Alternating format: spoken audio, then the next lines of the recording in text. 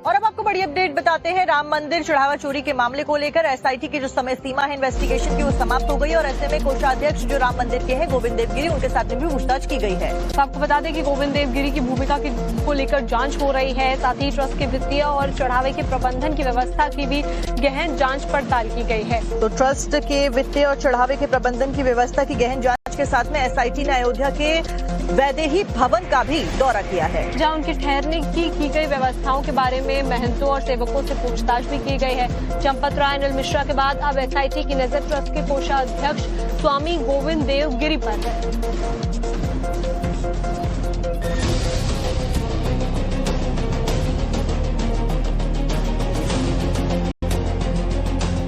राम मंदिर चढ़ावा चोरी पर जैसे जैसे जांच आगे बढ़ रही है वैसे वैसे खुलासे भी हो रहे हैं। इस बीच जांच की आंच श्री राम जन्मभूमि तीर्थ क्षेत्र ट्रस्ट के कोषाध्यक्ष स्वामी गोविंद देवगिरी तक पहुंच गई है। सूत्रों के मुताबिक एसआईटी ने स्वामी गोविंद देवगिरी की भूमिका और जिम्मेदारियों की भी विस्तृत जांच की है। एसआईटी ने कोषाध्यक्ष की प्रशासनिक और वित्तीय जिम्मेदारियों की पड़ताल की। जांच के दौरान एसआईटी की टीम अयोध्या धाम में वैदेही भवन भी पहुंची, जहां स्वामी गोविंद देवगिरी ठहरते हैं। टीम ने महंत और सेवादारों से उनके प्रवास और व्यवस्थाओं को लेकर पूछताछ की। साथ ही ये भी परखा गया कि ट्रस्ट के कोषाध्यक्ष के रूप में चढ़ावा प्रबंधन की व्यवस्था में उनकी भूमिका किस सीमा तक थी। अपहार वहां पर नहीं होगा, इसके लिए कड़ी व्यवस्था करना यह हमारा सबसे पहला आवश्यक कदम है और हमने उसको उठाना आरंभ भी किया है। क्या क्या किया है मैंने आपको बतलाया। दूसरी बात, व्यक्तिगत रूप से मुझे कुछ प्रायश्चित करना चाहिए, वो मैं रोज अपनी पूजा में कर रहा हूं। रोज उसके लिए विशिष्ट जप और स्तोत्र पाठ आदि मैं कर रहा हूं। तीसरी बात, जिस स्थान में ये कुछ हुआ वहां आपके भगवान का यह अपराध है और इसलिए वहां के पापक क्षालन के लिए और हमारे इस दोष के पाप के परिमार्जन के लिए हम लोगों ने वहां पर अनुष्ठान आरंभ किए हैं। माना जा रहा है कि एसआईटी किसी भी वक्त शासन को अंतिम रिपोर्ट सौंप सकती है, जिसके बाद ये रिपोर्ट दिल्ली पहुंचेगी। एसआईटी की जांच संपन्न होने के बाद सवाल उठ रहे हैं कि क्या सरकार सीबीआई जांच की सिफारिश करेगी। सीबीआई जांच को लेकर सुप्रीम कोर्ट में याचिका भी दाखिल हो चुकी है। फिलहाल कोर्ट ने केंद्र राज्य सरकार से जवाब मांगा है।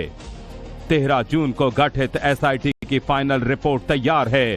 सूत्रों के मुताबिक एसआईटी की रिपोर्ट में प्रबंधन में बड़े बदलाव और जवाबदेही तय करने की सिफारिश की गई है। रिपोर्ट में चढ़ावे के संग्रह और गणना प्रक्रिया में खामियों पर फोकस किया गया है। एआई आधारित सुरक्षा और निगरानी प्रणाली लागू करने की सिफारिश की गई है। एसओपी के पालन में लापरवाही पर जवाबदेही तय करने की सिफारिश की गई है। चढ़ावा चोरी रोकने के लिए मंदिर की प्रबंधन व्यवस्था मजबूत करने पर जोर दिया गया है। दूसरी तरफ एसआईटी की प्रारंभिक रिपोर्ट के बाद गिरफ्तार 8 आरोपियों पर पुलिस ने शिकंजा कस दिया है। पुलिस ने आरोपी रमाशंकर मिश्रा और रिटायर्ड बैंक कर्मी सुभाष श्रीवास्तव को 14 घंटे की रिमांड पर लिया हुआ है। सवाल करोड़ों भक्तों की आस्था का है। ऐसे में क्या राम मंदिर चढ़ावा चोरी के बाद सरकार ने पूरे देश के मंदिरों में दान चोरी ना हो सके, इसके लिए पूरे इंतजाम कर लिए हैं? इन सवालों के साथ करोड़ों लोग सरकार की तरफ उम्मीद की निगाहों से देख रहे हैं और ऐसे हालात के बीच भी अयोध्या में भक्तों के आने में कोई कमी नहीं दिख रही है। अयोध्या दर्शनार्थियों की बात की जाए तो दर्शनार्थियों की संख्या जो है 50 से 60 हजार दर्शनार्थी पर डे अयोध्या दर्शन करने आ रहे हैं और अयोध्या अपने रामलला का दर्शन ही कर नहीं बल्कि रामलला को चढ़ावा भी चढ़ा रहे हैं। भीड़ तो कम नहीं हुई है, भीड़ तो आ रही है, लेकिन जो भी आरोपी है उनको गिरफ्तार किया जाए। इस रूमर का जो आपको फर्क दिखा होगा केवल 1 हफ्ते का था, अभी मौके पे अगर देखा जाए करीब 4-5 दिन से तो पब्लिक बढ़ी हुई है। भीड़ कितनी आ रही है? भीड़ बहुत आ रही है सर। व्यापार आपका? व्यापार सही है सर। लगभग कितनी भीड़ आ जाती होगी? लगभग 4 से 5 लाख। तो जैसा करेगा उसे सजा मिलेगी। बाकी व्यापार की बात है, व्यापार जिसका जैसा चल रहा है बढ़िया चल रहा है। दर्शनार्थी भी खुश है, आते हैं दर्शन करते हैं और चले जाते हैं। और अब आपको बड़ी अपडेट बताते हैं। राम मंदिर चढ़ावा चोरी के मामले को लेकर एसआईटी की जो समय सीमा है इन्वेस्टिगेशन की वो समाप्त हो गई और ऐसे में कोषाध्यक्ष जो राम मंदिर के हैं गोविंद देवगिरी उनके साथ में भी पूछताछ की गई है। तो आपको बता दें कि गोविंद देवगिरी की भूमिका को लेकर जांच हो रही है। साथ ही ट्रस्ट के वित्तीय और चढ़ावे के प्रबंधन की व्यवस्था की भी गहन जांच पड़ताल की गई है। तो ट्रस्ट के वित्तीय और चढ़ावे के प्रबंधन की व्यवस्था की गहन जांच के साथ में एसआईटी ने अयोध्या के वैदेही भवन का भी दौरा किया है, जहां उनके ठहरने की गई व्यवस्थाओं के बारे में महंतों और सेवकों से पूछताछ भी की गई है। चंपत राय अनिल मिश्रा के बाद अब एसआईटी की नजर ट्रस्ट के कोषाध्यक्ष स्वामी गोविंद देव गिरी पर है।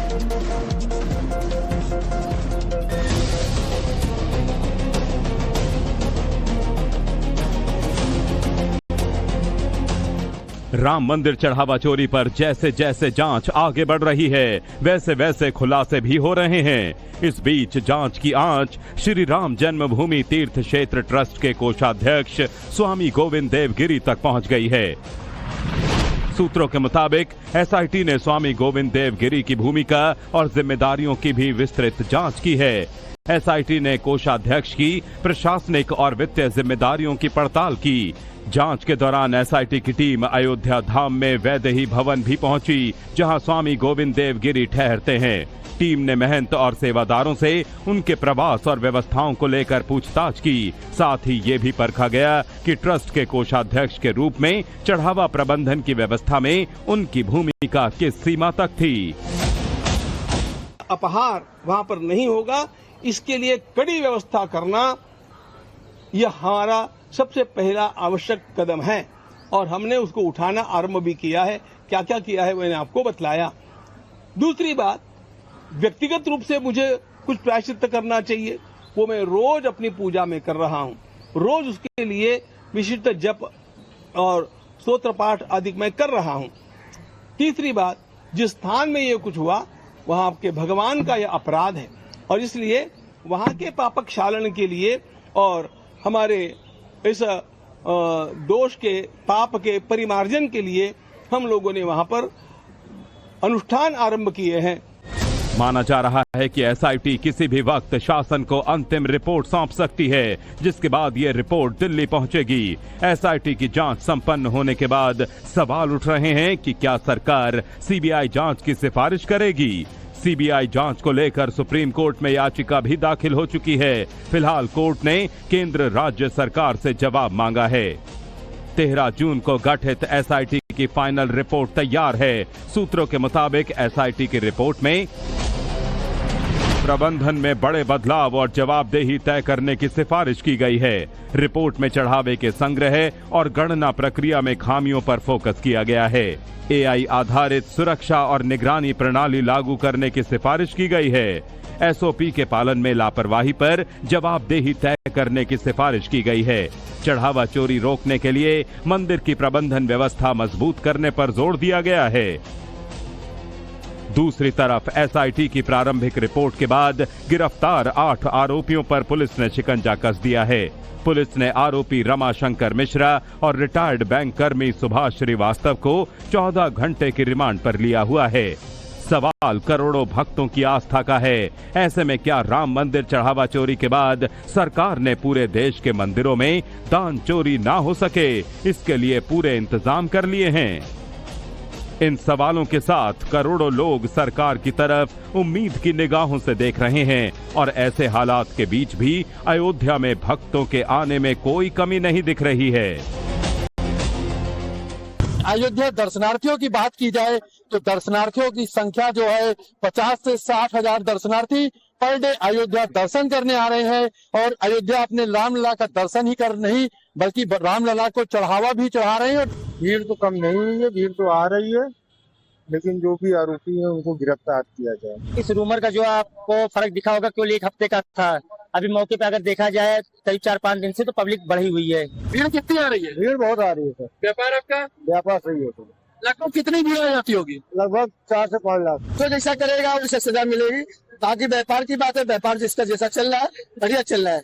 दर्शनार्थी भी खुश है, आते हैं दर्शन करते हैं और चले जाते हैं।